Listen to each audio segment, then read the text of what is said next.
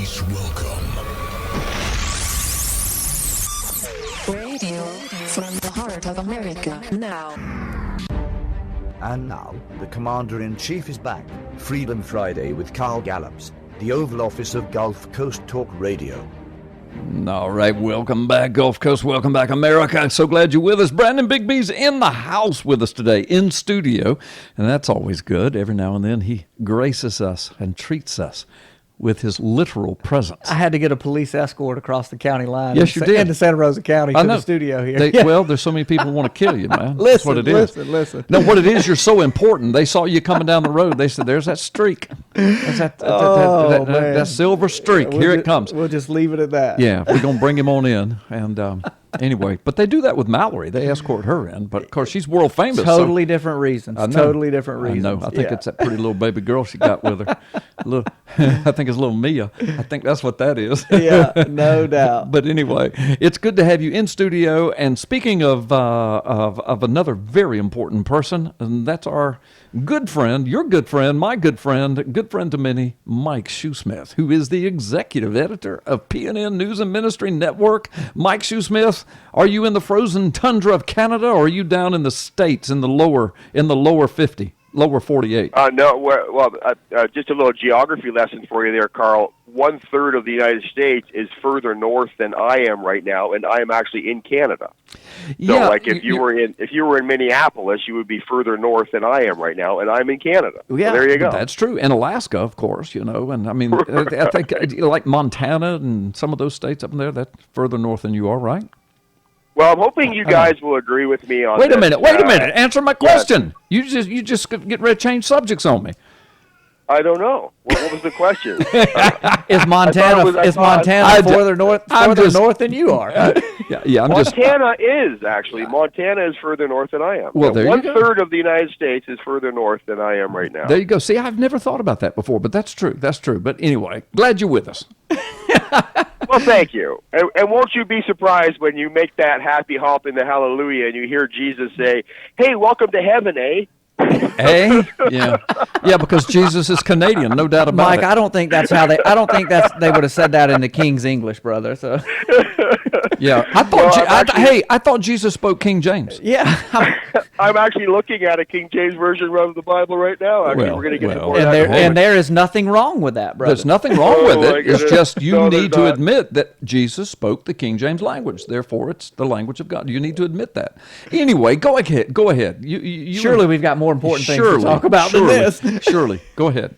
Well, hopefully you guys will agree with me on this, and I hope so, because otherwise it's 2 against 1, and that's no fair. I need this to be a safe space for me today. Yes, you know please. What I'm saying? Okay, little snowflake. Okay, little marshmallow. We'll give you a safe.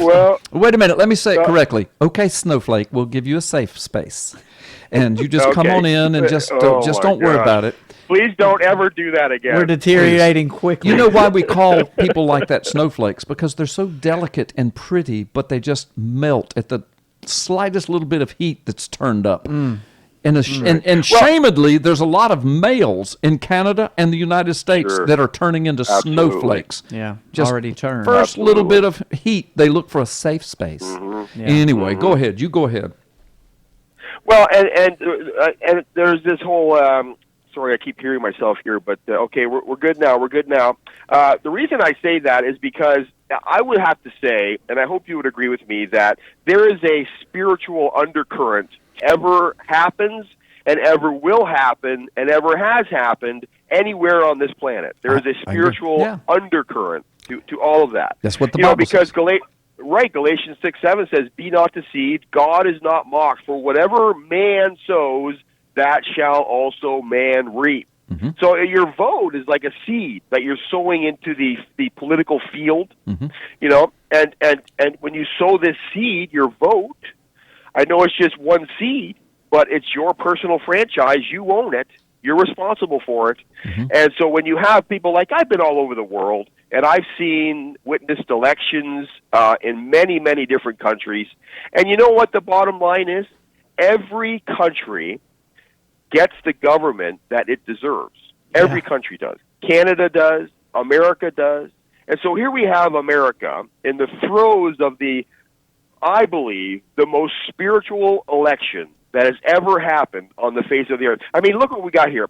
We've got Hillary Clinton, who is an Alinskyite, and that's just short for a Saul Alinsky acolyte. Mm-hmm. And what did Saul Alinsky, a man who devoted his book called Rules for Radicals to Lucifer? Yep. Okay, we've got that versus a man who has relatively recently devoted his life to Jesus Christ. Ben Carson has said that Donald Trump is drawing closer and closer to Jesus Christ. Hello? And here we have Hillary Clinton, promoting all manner of godlessness and communism. But Hillary Clinton is a communist. And for people who say that, no, she's a socialist, when you have these elections and you vote for someone who has just a smidgen of socialism in their platform, you have just voted for someone who basically is bringing cancer into your country. A little bit of cancer. Well, what's a little bit of cancer going to hurt? Well, cancer starts off as a little bit of cancer, always, and it just grows and grows and grows. So now we have a full-blown communist running for president of the. And you know what? Communism is socialism, and socialism is communism. The two are synonymous. Karl Marx used those two words interchangeably.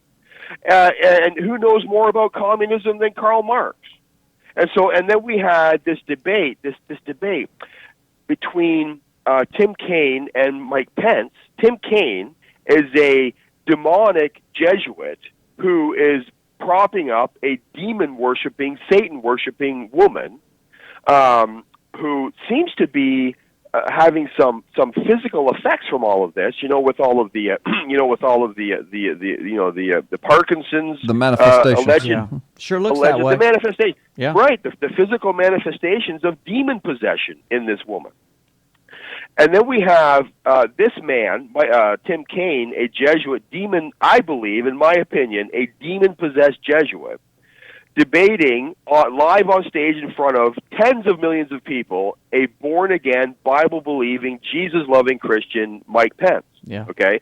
So I don't believe there's ever been a more spiritual dynamic to any election that's ever been held anywhere on earth.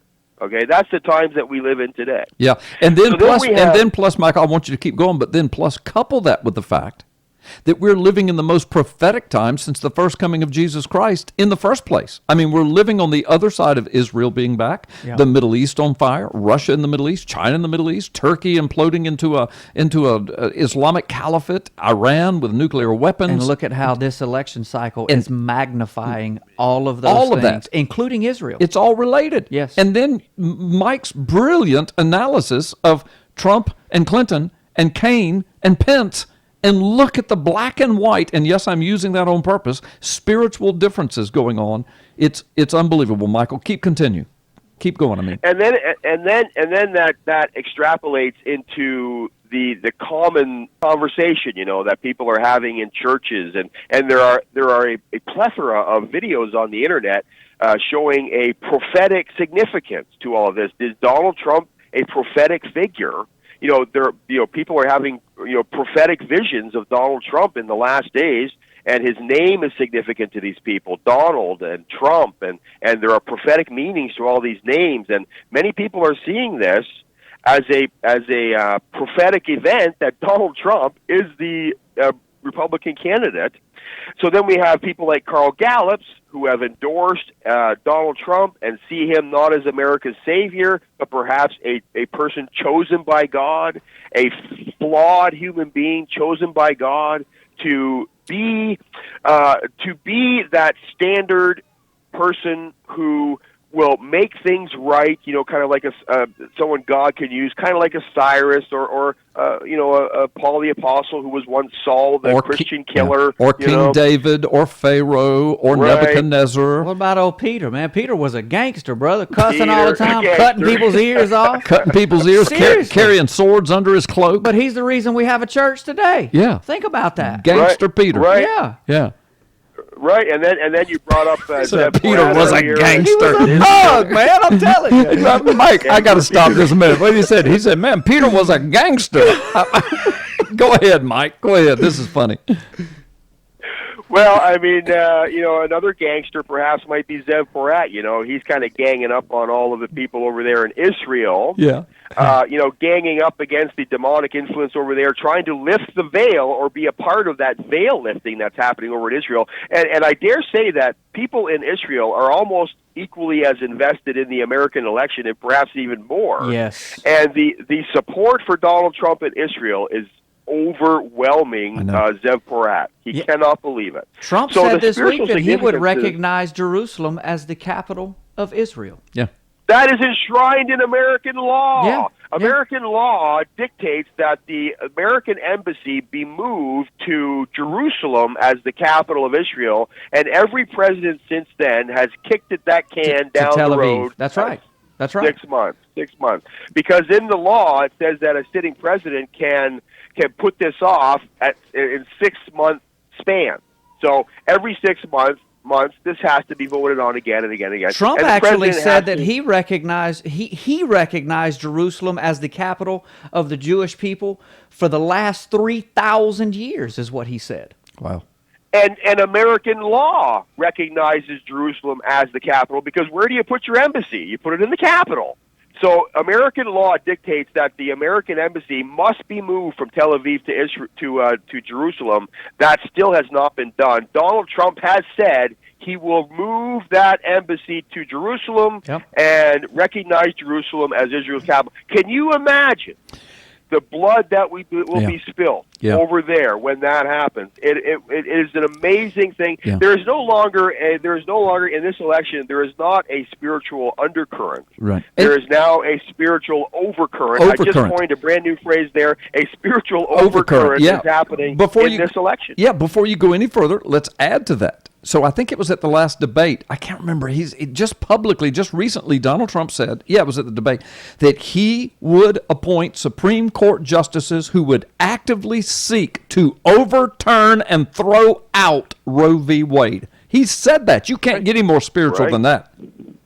Well, that's entirely true. I mean, there's 6 things that God hates, 7 that he despises. One of them is hands that shed innocent blood. Yeah. I mean, if you're on that list, I think I would do everything possible that I could to get off of that list. Hello? Yeah. So America the American legal system is on that list. And Donald Trump is basically saying, he doesn't know he's saying it, but he's saying there's a list.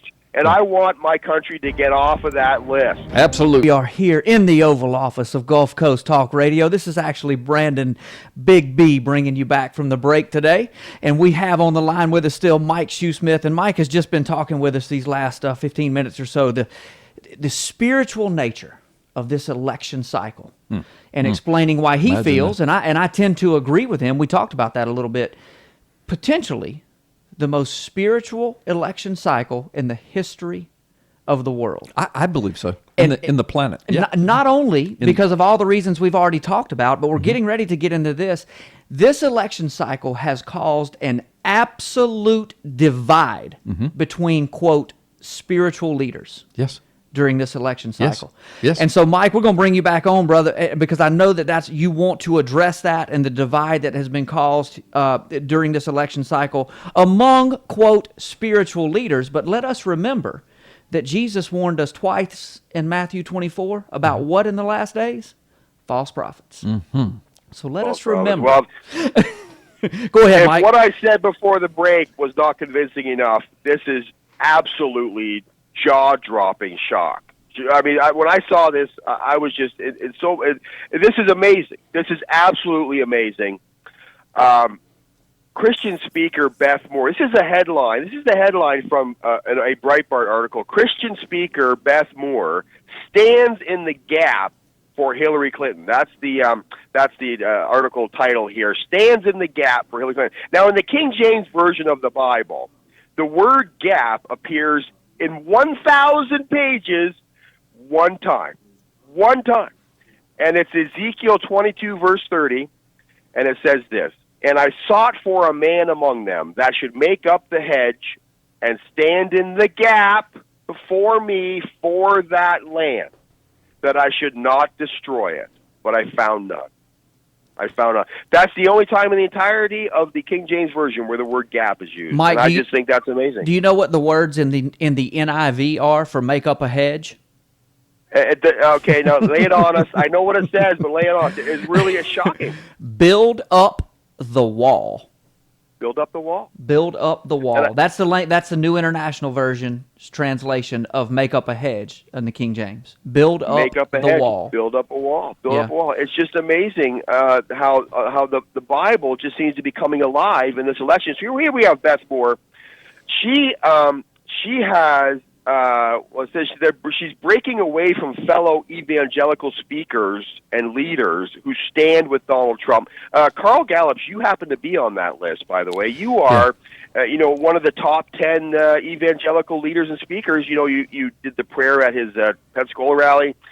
You have been an outspoken proponent of, not so much for Donald Trump, although he does espouse most of the beliefs that you have, but more so to just kind of shut down the communist Hillary train here and put an end to the socialist cronyism that's been going on in Washington for far too long, and really take the country back and make America great again. That's your language. That's right in your wheelhouse. And so this Beth Moore, so she hears this video that Donald Trump, where Donald Trump is speaking in a locker room, so locker room talk, he calls it, when he said these words in 2016. Mm-hmm. Yeah, no, he didn't say those words in 2005. Yeah, I'm sorry. No, Right. I got you. I was waiting for you to finish. Yeah. 11 years ago, this happened. So Beth Moore, she's outraged by this. So she hits to Twitter, and she says, "I'm one of the many women sexually abused, misused, stared down, heckled, talked naughty to. Like, we liked it. We didn't. We're tired of it." Second tweet, she says this now, and this is a direct slap, I believe, at what we're doing here, trying to get Hillary out and in retirement somewhere in a home. She says this: "Try to absorb how acceptable, Carl." Now, she's talking to you. Remember, she's talking to you. Mm-hmm. Try to absorb how acceptable the disesteem and objectifying of women has been to some Christian leaders who don't think it's that big a deal. Now, that is very insulting to these some Christian leaders because, Beth Moore, we have not yet heard from Hillary Clinton.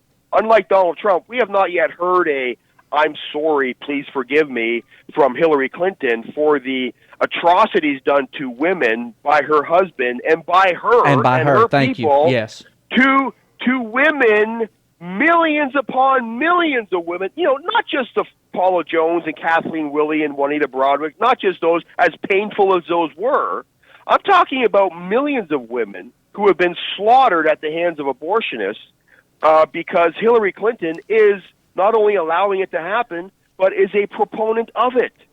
Yeah. And I tweeted Beth Moore, and I said, listen, we have heard Donald Trump, his contrition and his apology for that. He is embarrassed by it.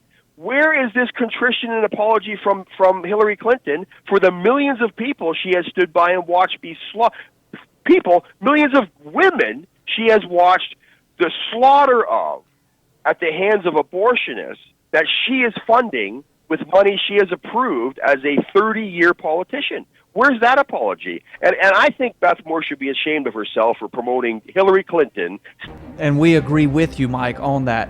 And it has been such a shame to see, quote, Christian leaders who have been sucked in to all that's going on in this election cycle.